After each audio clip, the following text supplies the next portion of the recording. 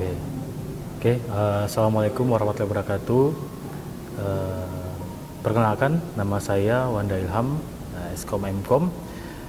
Biasa dipanggil dengan Pak Wanda. Jadi saya di sini dosen program studi Sistem Informasi di jurusan Bisnis dan Teknologi atau di Fakultas Bisnis dan Teknologi di Universitas Pertiwi. Nah, dalam kesempatan ini saya akan menyampaikan PDD UKT-PT untuk unsur pengajaran. Nah, video ini rekaman proses pembelajaran mata kuliah dalam bentuk real classroom. Nah, saat ini saya menjadi koordinator dosen pengampu untuk mata kuliah Sistem Basis Data dalam rumpun ilmu teknologi berbobot 3 SKS yang berada di semester 4. Nah, mata kuliah ini dimaksud untuk memberi pemahaman tentang perancangan data dalam database. Nah, pembahasan mata kuliah ini dititik beratkan pada konsep dan strategi database yang diperdalam dengan ilmu teknologi. Nah, hasil dari proses pembelajaran ini nanti diharapkan mahasiswa mampu menjelaskan konsep dan strategi dari database dalam bidang ilmu teknologi informasi. Nah, di CPMK-nya ini mahasiswa diharapkan dapat menjelaskan konsep dasar dari database itu sendiri, termasuk di dalamnya nanti ada tipe-tipe data, model data, serta peran dan pentingnya database dalam organisasi.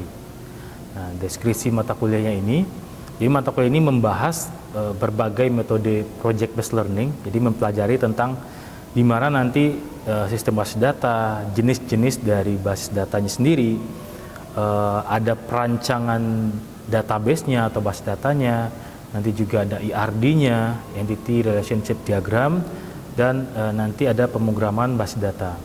Nah, bagaimana kita merancang database atau basis data ini dengan baik dan perkembangan basis data atau database saat ini. Nah, dalam kuliah diberikan contoh-contoh nyata perancangan dan implementasi basis data menggunakan yang namanya SQL dan Entity Relationship Diagram. Ada juga namanya nanti ada Data Definition Language atau DDL dan Data Manipulation Language atau biasa disebut dengan DML. Nah, manipulasi data lebih lanjut pada engine database akan dipelajari juga tentang prosedur, function, dan trigger. Pada hasil akhir, kuliah mahasiswa akan mampu membuat suatu sistem pengolahan database menggunakan yang namanya Database Management System. Terima kasih, itu dari saya. Assalamualaikum warahmatullahi wabarakatuh. Selamat siang semua.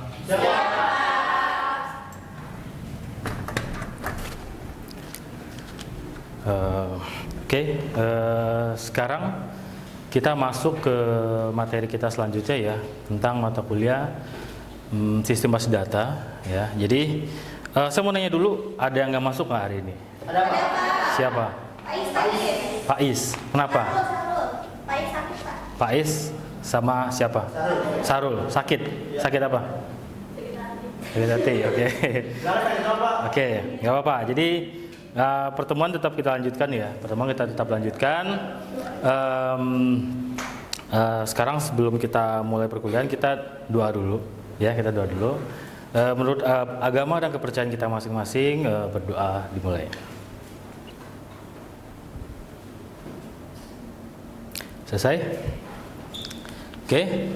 Nah, jadi sekarang kita membahas tentang pengantar dari sistem basis datanya, mata kuliah sistem basis data, dan ini adalah mata kuliah kita di semester 4 ya, 3 SKS. Oke. Tujuan dari pembelajaran kita ini adalah menjelaskan tentang pengertian dari sistem basis data dan manfaatnya. Nah, yang kedua, itu nanti saya akan menyebutkan komponen sistem basis data itu apa saja. Yang ketiga, itu menjelaskan konsep data relasional. Ya. Yang keempat, saya akan nanti kita akan membuat contoh tabel relasi antar tabel sederhana saja, seperti itu. Seberapa penting sih data? Jadi mungkin teman-teman sekalian pernah mengisi, kalau kita ngisi pulsa di counter ya, nah kita kan ngisi nomor handphone. ya. Jadi secara tidak langsung atau secara tidak sadar kita itu memberikan data kita kepada si counter gitu ya, yang pemilik counter lah. Tujuannya adalah sebenarnya itu tidak salah, tapi pernah nggak teman-teman sekalian itu mendapati saya tidak pernah bagi nomor ke siapapun, tiba-tiba saya dihubungin oleh orang yang tidak jelas, ya. Jadi mana mungkin dia tahu nama kita, mana mungkin dia tahu nomor handphone kita, kalau kita yang tidak memberikan secara tidak langsung atau secara tidak sadar lah kayak gitu.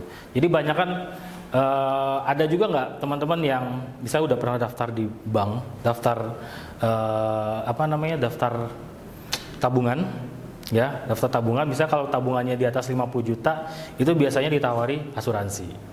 Ya, tapi kalau di bawah itu biasa nggak tawarin. Tapi secara nggak langsung ya, itu data kita itu udah bisa dikomersialkan sama mereka. Jadi dia lihat deh, misalnya di rekening kita itu ada duit misalnya 50 juta misalnya. Kita bisa rekomendasiin atau kita bisa promosiin nih, bisa promosiin bahwa ini kayaknya orangnya mau deh ikut asuransi.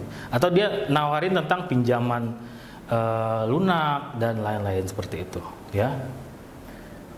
Apa itu basis data? Jadi basis data itu adalah kumpulan data yang terorganisir secara sistematis. Jadi datanya itu ada yang bisa kita katakan kalau kita ke Dukcapil, ya, kita ke Dukcapil, kita kan ngasih data apa saja, data NIK, ada nama, ada alamat, ya. Nanti data itu nanti nyampe ke tukang gorengan, ada nggak kayak gitu ya? Jadi itu data kita, data pribadi kita loh itu. Tapi kita bisa katakan itu sekarang tuh udah nggak aman. Ya, data pribadi kita itu sekarang tuh udah nggak aman karena dengan satu kertas itu saja data kita kayak NIK kita kan bisa dipakai buat apa? Contohnya dipakai buat daftar kartu baru. Ya makanya kan kalau kita daftar kartu, daftar nomor handphone yang baru, kita kan baru satu kali doang ya. Tapi udah penuh, katanya itu udah pernah dipakai dan lain-lain. Itu salah satu penyebabnya adalah gara-gara data kita udah nggak aman. Ya seperti itu. Terus yang kedua, dapat diakses, dikelola dan diperbarui dengan mudah. Oke, jadi data kita itu kalau kita mau pindah KK misalnya, ya, kalau data nasional ya, kalau kita mau pindah KK itu kan bisa diakses, ya, bisa dikelola dan bisa diperbarui. Jadi secara tidak langsung itu kita bisa mindahkan data kita, ya, bisa merubah data kita secara real time atau secara langsung lah, seperti itu. Sekarang data secara online ya, nah kan bisa seperti itu. Terus selanjutnya, oke, mengapa basis data itu penting? Jadi menyimpan data secara efisien dan aman. Ya, jadi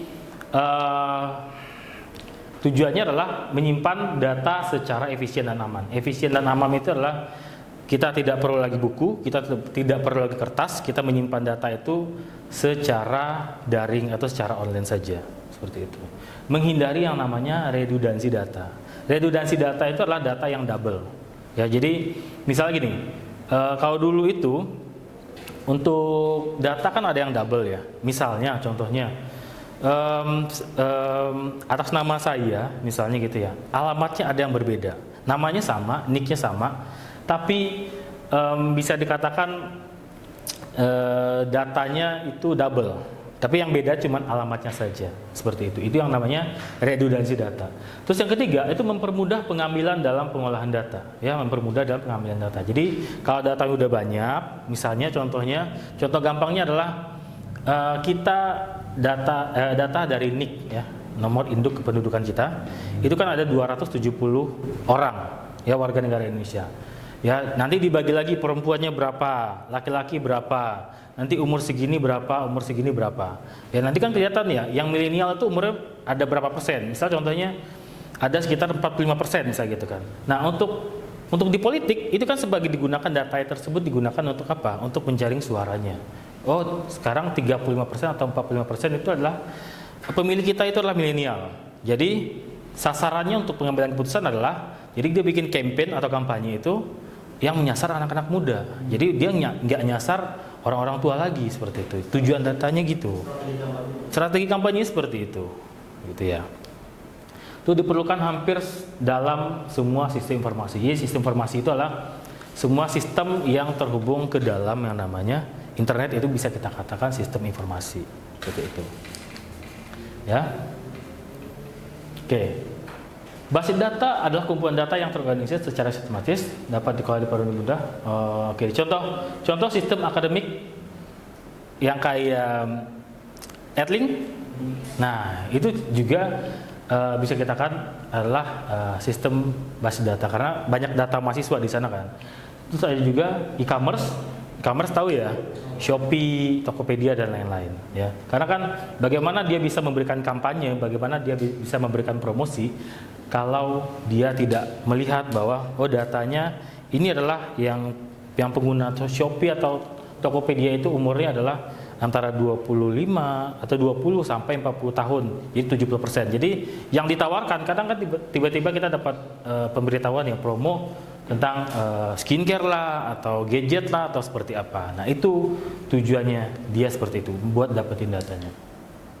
Oke. Baik lagi.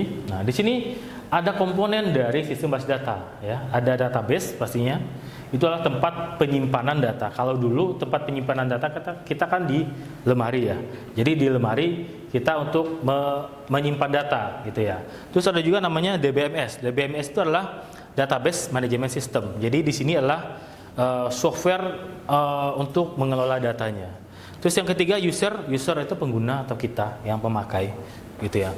Terus ada juga aplikasi pendukung. Itu sistem atau software yang dipergunakan. Ada yang pernah pakai Microsoft Access nggak? Jadi Microsoft itu kan ada beberapa ya, Microsoft Word, Microsoft Excel, ada Microsoft Access juga. Nah, Microsoft Access itu digunakan untuk pembuatan database juga, seperti itu. Ya, jadi ini contoh adalah DBMS yang paling populer. Jadi ada MySQL, ada PostgreSQL, ada Oracle. Oracle ini paling terkenal, yang paling banyak digunakan oleh perusahaan-perusahaan besar dunia, itu dia pakai Oracle. Terus ada juga namanya Microsoft SQL Server. Nah, ini lumayan dipakai juga. Yang kelima ada namanya MongoDB. Jadi ini jarang dipakai lah, seperti itu. Oke. Nah, data disimpan dalam bentuk tabel. Jadi di sini data itu disimpan dalam bentuk tabel. Jadi bisa kayak gini teman-teman. Di dalam data mahasiswa itu isinya apa saja? Nama. Ada nama. Nama. Ada name. Apa lagi? Jurusan. Oke, 3 aja ya. 7. Jadi untuk mendapatkan sebuah data, kita kan tidak mungkin datanya misal contoh gini. Kita isi NIM di sini, misalnya nomor 0111 gitu. Terus namanya di sini, terus jurusannya di sini. Itu kan salah kan? Jadi tujuannya adalah untuk yang namanya biar datanya itu tersusun dengan nama di sini namanya Wanda gitu ya. NIM-nya misalnya 011, jurusannya adalah sistem informasi. Nanti namanya siapa? Ilham, misalnya gitu kan. Terus ini 012, jurusannya adalah TI. Nah, seperti itu teman-teman. Jadi data itu disimpan dalam bentuk tabel. Data disimpan dalam bentuk tabel. Jadi di sini ada di tabel tersebut ada yang namanya kolom, ada yang namanya baris. Nah, untuk yang ketiga cocok untuk data yang saling berhubungan. Contohnya, nah gini. Ini ada nama, ada NIM, ada nama, ada prodi, ada nomor handphone, ada alamat. Jadi kalau yang di atas ini adalah field atau judulnya, ya. Ini ada fieldnya, seperti ini. Terus nanti di sini ini ada kolom, di kolomnya di sini. Jadi apa ya namanya ya? Jadi data kita itu kan sudah terkotak-kotakan. Jadi datanya sudah terkotak-kotakan, jadi datanya tidak berantakan. NIM-nya di sini, namanya di sini, prodi di sini, nomor HP di sini, dan alamatnya di sini. Kadang kan kita untuk misal kita dapat data dari yang namanya Google Form. Google Form kan biasanya ada orang yang ngisi datanya, ada yang kosong, ada yang berantakan dan lain-lain kan. Jadi kita untuk membuat datanya itu berguna, kita mengkotak-kotakan atau kita membaginya, NIM di sini, namanya di sini, prodi di sini, nomor handphone di sini, dan alamatnya di sini. Tujuannya adalah untuk kita bisa nanti pengambilan keputusan. Contoh, berapa orang ya mahasiswa yang ada di prodi sistem informasi. Ya, kalau kita sudah membagi tersebut, akan kelihatan bahwa mahasiswa di sistem informasi itu ada 3, 1, 2, dan 3. Berapa orang ya mahasiswa yang ada di informatika? Ada 2, 1, dan 2. Terus kita nanti mau cari berapa orang yang alamatnya di Surabaya atau berapa orang alamatnya di Jombang. Ini kan bentuk contoh datanya saja. Tapi kalau datanya udah ribuan atau puluhan ribu, nah ini data ini kita bisa gunakan untuk pengambilan sebuah keputusan. Seperti itu. Jadi kita bisa melihat nanti, oh ternyata lebih banyak kan prodi sistem informasi, oh lebih banyak kan prodi informatika. Nanti dari ini kita bisa melakukan pengambilan sebuah keputusan bahwa nanti untuk kelasnya kebanyakan akan kita buat di informatika saja atau di sistem informasi seperti apa, gitu ya. Oke. Nah di sini adalah struktur tabel contoh tabel mahasiswa. Ada NIM tadi, ada nama dan ada prodi. Yang bagian sini tadi ada NIM, nama dan prodi, seperti itu. Ya. Kunci dalam tabel. Jadi di tabel itu ada namanya primary key, ada namanya foreign key. Jadi kalau primary key itu adalah kolom unik untuk identifikasi. Contohnya kalau di mahasiswa namanya NIM. Ya, kalau di data kita sehari-hari itu NIK. Nah, itu NIK. NIK itu digunakan karena tidak ada tidak ada data tersebut. Kalau NIK tidak ada yang sama. Saya pastikan itu tidak ada yang sama. Kalau tanggal lahir ada nggak Pak yang sama? Ada, itu pasti ada. Untuk nama pasti ada yang sama. Untuk NIK ada yang sama? Tidak ada. Karena nomornya nomor induk kependudukan kan. Karena itu dibikin berdasarkan kalau nggak salah urutannya adalah provinsi, kota, kecamatan, nanti kelurahan, nah baru nanti ada tanggal lahir. Misalnya contohnya ya, dia kelahiran tahun 94. Tanggal 26 bulan 6 tahun 94. Nanti di NIK-nya pasti ada misalnya contohnya provinsi, kota, kecamatan, kelurahan, baru nanti tanggal lahirnya. Terus ada angka 4 angka di belakang. Contohnya ada 0001, ada 0007 seperti itu. Ya, itu tidak akan ada yang sama. Ya, seperti itu, teman-teman. Terus ada juga namanya foreign key. Kolom yang menghubungkan ke tabel lain. Jadi ada tabel 1 dan tabel yang kedua. Contohnya ada nanti ada tabel mahasiswa. Ya. Ada juga tabel kelas atau jurusan. Nah, nanti si foreign key ini adalah tujuannya untuk menghubungkan dari tabel 1 ke tabel yang kedua, seperti itu. Terus relasi antar tabel dibentuk melalui yang namanya foreign key. Jadi ya untuk menghubungkan antara si tabel si A dan tabel si B itu digunakan dalam bentuk foreign key, seperti itu. Oke. Nah, saya mau masuk ke pertanyaan dulu. Jadi sebelum masuk ke model relasional, saya mau bertanya, coba teman-teman bayangkan di sistem akademik kampus kita, ya seperti Edlink atau Siap, gitu ya, yang menyimpan data mahasiswa, dosen, mata kuliah dan lain-lain. Jadi, menurut teman-teman sekalian, apa yang akan terjadi kalau data diinput secara atau diinput sembarangan tanpa aturan baku? Ada yang mau jawab? Saya Pak. Silakan. Jadi Pak, kalau menurut saya Pak, kalau misalnya secara umum aja itu berdampak ke diri sendiri secara individu maupun ke orang lain gitu. Okay. Penyajian data. Jadi kalau dari kita sendiri, mungkin pas kita ngumpulin datanya, tapi itu nggak baku, nggak sesuai aturan, nah kita bakal sulit buat ngebaca itu gitu Pak nantinya.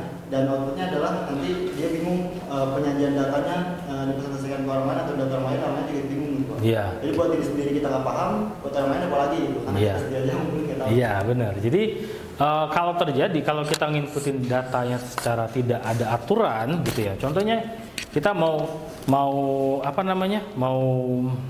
masukin data. Terus kita mau asal aja bikin datanya, kan ada aturan kan? Misalnya aturannya adalah kita masukin nama dulu, kita masukin jenis kelamin dulu, kita masukin yang namanya nomor handphone, kita masukin alamat dan lain-lain. Jadi kan ada aturannya. Jadi kalau kita ngisinya ngasal, gitu ya, itu akan berdampak pada data kita sendiri. Jadi kadang ada mahasiswa, Bu, saya kok belum dapat NIM-nya ya, atau saya belum dapat kartu tanda mahasiswa, bisa contoh gitu ya, karena data kalian itu belum lengkap, bisa seperti itu.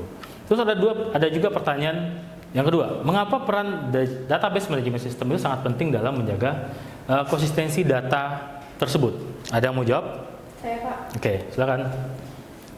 Untuk mengapa peran DBMS sangat penting dalam menjaga konsistensi data tersebut, agar data di database itu dapat disusun dengan rapi, Pak. Jadi, jadi benar ya. Jadi tujuannya adalah namanya juga DBMS ya. Jadi database management system. Jadi untuk manage si database ini. Jadi strukturnya itu udah ada. Jadi misalnya kita ya kayak saya bilang tadi, jadi ada nama, ada name, ada jurusan. Jadi si DBMS ini adalah nanti tujuannya adalah mengatur bahwa si data tersebut nanti sudah berbentuk rapi, sudah berbentuk datanya tersebut bisa digunakan lah untuk pengambilan keputusan seperti itu, ya. Oke. Lanjut, nih contoh relasi antar tabel, ya. Ini tabelnya ada 3 ya.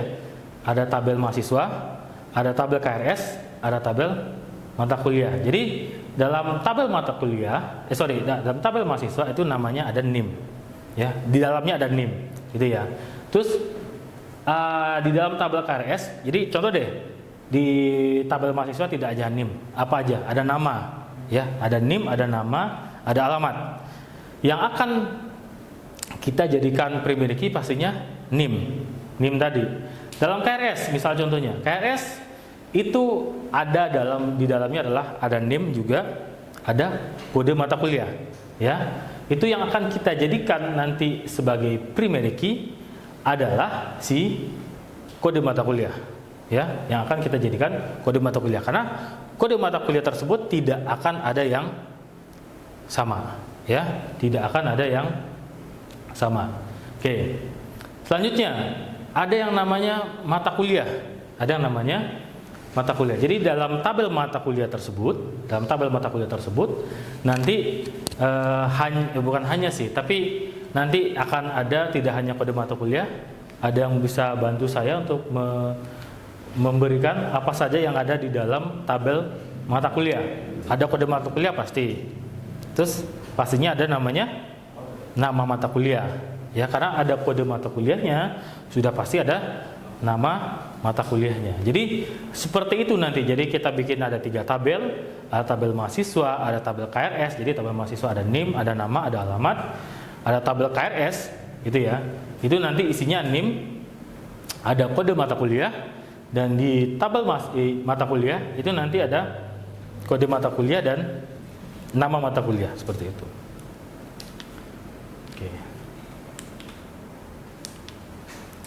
Oke, lanjut. Nah, saya ada pertanyaan lagi. Apa saja 3 komponen? Kan saya sudah menjelaskan tadi ya. Saya sudah menjelaskan bahwa tadi tentang database. Jadi apa saja 3 komponen utama dalam basis data? Ada yang bisa jawab? Saya Pak. Oke, silakan. Yang pertama ada database, yang kedua ada DBMS, yang ketiga user. Oke, jadi ada 3 ya. Jadi di dalam itu pastinya ada user, DBMS, dan database-nya. Oke. Yang kedua, ada pertanyaan kedua. Coba sebutkan satu contoh hubungan antar tabel yang kalian ketahui. Hubungan antara tabel yang kalian ketahui. Kan tadi saya ngasih contoh. Ada yang bisa jawab nggak? Aku Pak. Oke, silakan. Yaitu mahasiswa dan KRS melalui NIM sebagai forenski. Nah, jadi sebagai forenskinya ya. Jadi itulah hubungan antara tabel yang sudah saya jelaskan tadi. Jadi ini ringkasan dari materi saya. Jadi basis data itu penting dalam pengolahan data, ya. Jadi saya mau kasih ke teman-teman sekalian, ya. Jadi sekarang itu data kita itu sangat penting. Penting itu maksudnya gini. Jangan teman-teman sekalian itu gampang memberikan data kepada orang lain. Contohnya sekarang untuk mendapatkan data kita, itu biasanya mereka sekarang itu bisa dikatakan mengiming-iming kita dengan misalnya contohnya ngisi survei ini, kita ngisi nama, kita ngisi nomor handphone, kita ngisi kita tuh lagi ngapain sekarang. Misalnya contohnya kuliah kah atau bekerja, terus kita ngasih alamat, kita ngasih pokoknya data diri kita, ya. Kita tukar misalnya nanti kalau ngisi survei ini nanti kita akan dapat voucher misalnya 20.000 atau 50.000 belanja di Indomaret dan lain-lain. Contohnya ya. Nah itu teman-teman jangan memberikan data tersebut karena data itu jadi bisa dikatakan sekarang adalah jadi minyak. Jadi kayak data itulah minyak hitam sekarang. Jadi yang bisa dipergunakan dalam pengambilan sebuah keputusan. Terus komponen utama tadi ada database, ada DBMS, ada user, ada aplikasi. Ya, terus ada model relasional, jadi data dalam bentuk tabel. Ya, yang keempat, relasi antar tabel dibentuk lewat yang namanya primary dan Forenski. Jadi saya mau terakhir deh, saya mau menanyakan ke teman-teman sekalian. Tahu kasus yang kemarin data kita bocor? Iya. Tahu ya, data kita bocor dan data kita bocor itu apakah kita semua panik? Panik nggak? Panik, ya. Kita panik karena di dalam data tersebut itu banyak ya, yang diperjualbelikan di pasar gelap atau dark web namanya ya untuk penjualan seperti itu. Itu di sana ada nik kita. Pokoknya semua data, ada juga data perbankan kita, ya, berapa saldo kita, berapa berapa saldo, terus nanti ada, karena kan yang penting dalam dunia perbankan itu adalah untuk mengganti atau memverifikasi data itu yang diminta datanya adalah data nomor rekening pasti, nama kita pasti, yang paling penting itu data ibu kandung, ya, karena untuk memverifikasi nama ibu kandungnya siapa. Oh si ini. Udah kita kalau data kita udah jebol gitu ya. Orang tersebut bisa mengalihkan dananya atau bisa mematikan rekening kita hanya dengan data tersebut. Bisa dengan data tersebut. Jadi kita itu sebenarnya harus berhati-hati ya dengan data kita. Jadi kan banyak sekarang kalau untuk dunia perbankan kalau mau aman, jadi nggak juga sih. Jadi ada yang tahu tentang blockchain nggak? Cryptocurrency ada yang tahu nggak? Tahu. Itu adalah salah satu tempat di mana untuk untuk pengalihan dana atau bukan pengalihan dana sih, tapi untuk pengamanan dana yang aman. Jadi kalau untuk dunia perbankan konvensional, dan sekarang data kita udah nggak aman ya. Tapi kalau dengan dunia blockchain atau dunia cryptocurrency itu, jadi data kita amannya gimana? Karena di sana orang tersebut tidak mengetahui yang punya rekening itu, yang punya wallet itu siapa. Ya, jadi kalau misalnya kita punya misalnya contoh ada 1 Bitcoin, misalnya contohnya gitu ya. Nah, data kita itu tidak akan diketahui. Ini siapa yang punya, alamatnya di mana dan lain-lain itu tidak akan bisa diketahui. Jadi untuk keamanan kita sekarang menurut saya itu kita harus pakai yang namanya blockchain. Amannya gimana? Karena di sana orang tersebut tidak mengetahui yang punya rekening itu, yang punya wallet itu siapa. Ya, jadi kalau misalnya kita punya misalnya contoh ada 1 Bitcoin, misalnya contohnya gitu ya. Nah, data kita itu tidak akan diketahui. Ini siapa yang punya, alamatnya di mana dan lain-lain itu tidak akan bisa diketahui. Jadi untuk keamanan kita sekarang menurut saya itu kita harus pakai yang namanya blockchain seperti itu. Jadi ini intermezzo aja ya. Jadi untuk pengamanan data kita bisa pakai, alternatifnya adalah kita pakai blockchain, itu bisa seperti itu. Nah, jadi di sini saya mau beri tugasnya buat 3 tabel yang saya jelaskan tadi, ada tabel mahasiswa, mata kuliah dan KRS. Nah, lalu teman-teman bikin relasinya dan disimulasikan data minimal 3 record per table gitu ya. Nah, upload di LMS kita. LMS kita dipakai AdLink ya, pakai AdLink. Jadi upload di sana. Terus penutup dari saya ya teman-teman, tugasnya silahkan dikerjakan, di-upload di AdLink. Saya mau tutup. Terima kasih atas perhatian teman-teman semuanya. Jadi jika ada pertanyaan nanti masalah tugas dapat via AdLink, via LMS kita atau via email. Jadi ya, saya tutup. Assalamualaikum warahmatullahi wabarakatuh. Selamat siang semuanya. Terima kasih.